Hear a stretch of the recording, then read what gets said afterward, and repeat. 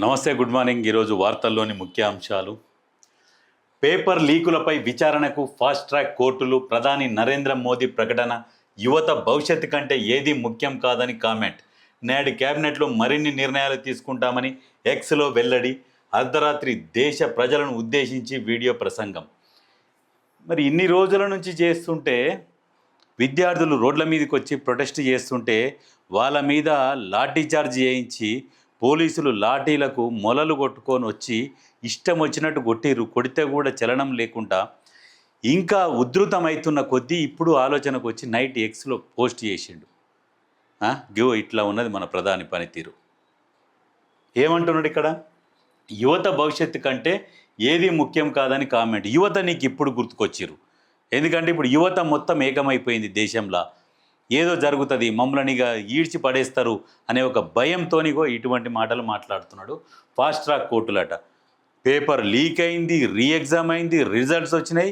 ఆ రిజల్ట్స్లలో కూడా పిల్లలు ఆగమైపోయారు. అయినాక కూడా ఎవరికి శిక్షనే పడకపాయ, ఎవరి మీద విచారణ కూడా పూర్తి జరగకపాయ. ఇది పరిపాలన. దీనికి ఈయన చెప్తున్నాడు మళ్ళా ముచ్చట. నేడు క్యాబినెట్లో మరిన్ని నిర్ణయాలు తీసుకుంటామని ఎక్స్లో చెప్పిండు.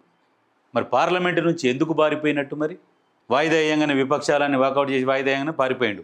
ఈ పార్లమెంటు ముట్టడి అనగానే అందులో నుంచి సెక్యూరిటీని పెట్టుకొని పారిపోయిండు. ఇది ప్రధానమంత్రి తీరు. ఎందుకంటే ఇప్పుడు ఏదో ప్రమాదం పొంచి ఉన్నది. యువత మనని అసహించుకుంటున్నారు, వద్దనుకుంటున్నారు. ఇక ఏదో ఒకటి చేయాలి, వాళ్ళ మెప్పు పొందాలి అనే ఆలోచనతో ఇటువంటి పనులు చేస్తున్నాడు. ఏది చేసినా మోడీ మన దేశానికి నాట్ సూటబుల్.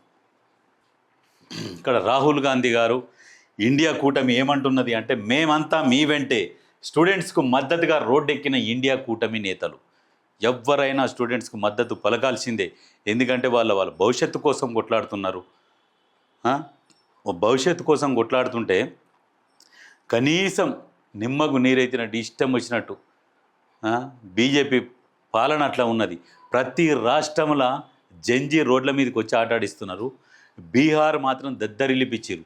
మీరు జంతర్ మంతర్ దర్గా వద్ద పోలీసులు ఎట్లయితే విద్యార్థుల మీద లాఠీ చార్జ్ చేసిరో దానికి బదిలా తీర్చుకున్నారు ముంబై అండ్ బీహార్లో సుక్కలు చూపించారు రోడ్ల మీదకి వచ్చి.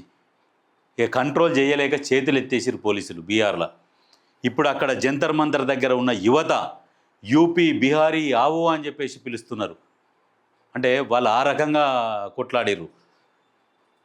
ఇప్పుడు మీకు ఆ రకంగా కొట్లాడేసరికి అన్ని పార్టీస్ యువతకు విద్యార్థులకు మద్దతు పలుకుతుంటే బీజేపీ మాత్రం నిమ్మకు నీరెత్తినట్టు ఏం జరిగిందో తెలియదన్నట్టుగా ఇంకా అట్లనే ప్రవర్తిస్తున్నది.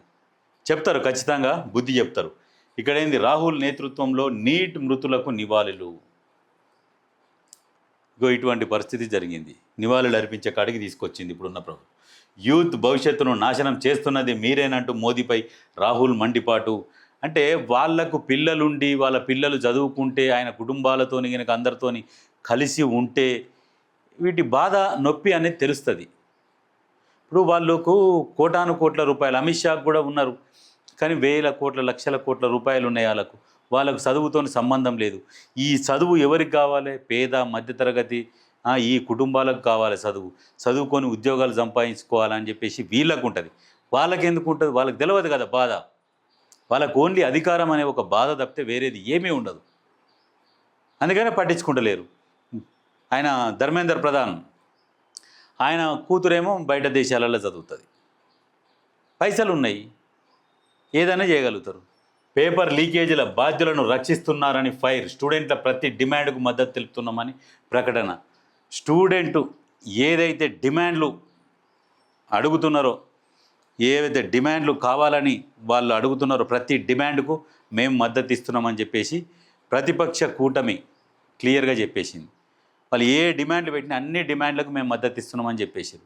కానీ పాలకపక్షం మాత్రం నిమ్మకు నీరెత్తినట్టు సైలెంట్గా వ్యవహరిస్తుంది. ఈ ఉద్యమం అనేది మరో నేపాల్, మరో శ్రీలంక, మరో బంగ్లాదేశ్ లాగా తయారవుతున్నది. భారతదేశంలో అన్ని రాష్ట్రాల నుంచి కూడా యువత ఢిల్లీకి బయలుదేరుతున్నది. రైళ్లు రద్దు చేసిన వాళ్ళు రకరకాలుగా వాళ్ళు వెళ్ళిపోతూనే ఉన్నారు. ఇప్పుడు తెలుగు రాష్ట్రాల నుంచి కూడా చాలామంది బయలుదేరారు. చూడాలి ఏం జరుగుతుంది ఇంకా ఏందనేది. ఇక్కడ చూడండి, కేంద్ర విద్యాశాఖ సెక్రటరీ వినీత్ జోషి కొత్త కార్యదర్శిగా నరేష్ పాల్ గంగవ్వార్ నియామకం. నీట్ పేపర్ లీక్పై నిరసనలతో కేంద్ర కీలక నిర్ణయం, పలువురు ఐఏఎస్ ఆఫీసర్లకు ట్రాన్స్ఫర్లు, పదోన్నతులు. కేంద్ర విద్యాశాఖ మంత్రిని తీసేయండి, బర్తరఫ్ చేయండి అంటే ఇగో వీళ్ళని తీస్తున్నారు, వీళ్ళని బదిలీ చేస్తున్నారు. ఎందుకు మార్చలేకపోతున్నారు మరి? ఎందుకు మార్చలేకపోతున్నారు? తప్పు చేస్తారు, మార్చరు. ఇటువంటి తప్పులు మళ్ళీ మళ్ళీ జరుగుతుంటాయి. చెయ్యండి. ఎన్ని రోజులు చేస్తారు? 26, ఇంకా 2.5 సంవత్సరాలు అయితే అయిపోతుంది, మీ పని అయిపోతుంది. యువత కూడా ఎంత ఆవేశంతో మీరు ఎస్ఐఆర్ తెచ్చి ఓట్లు కొల్లగొట్టి మాకు ప్రజలు అధికారంలో ఇచ్చిరంటే మరి రోడ్ల మీదకి వచ్చిన వాళ్ళు అంతా ఎవరు? యువతకు సపోర్ట్ చేస్తున్నారు, ప్రతి ఒక్కరు సపోర్ట్ చేస్తున్నారు. ఇప్పటికిప్పుడు ఎలక్షన్లు వస్తే జమిలీ ఎలక్షన్లు కాదు, గమిలో ఏ ఎలక్షన్లు పెట్టుకున్నా నీకు ఇప్పుడు చూపిస్తారు. ఏమైందేమో రాజ్యము, ఈ రాజ్యాన్ని పాలిస్తేందుకు మీరు రాజులు, ఇక మీ బీజేపీ అనేది ఒక వంశము, బీజేపీ వంశం రాజ్యం, ఇక ఈ భారతదేశ రాజ్యాన్ని పరిపాలించాలన్నట్టుగా వ్యవహరిస్తున్నారు ఏదో పేరు చెప్పి.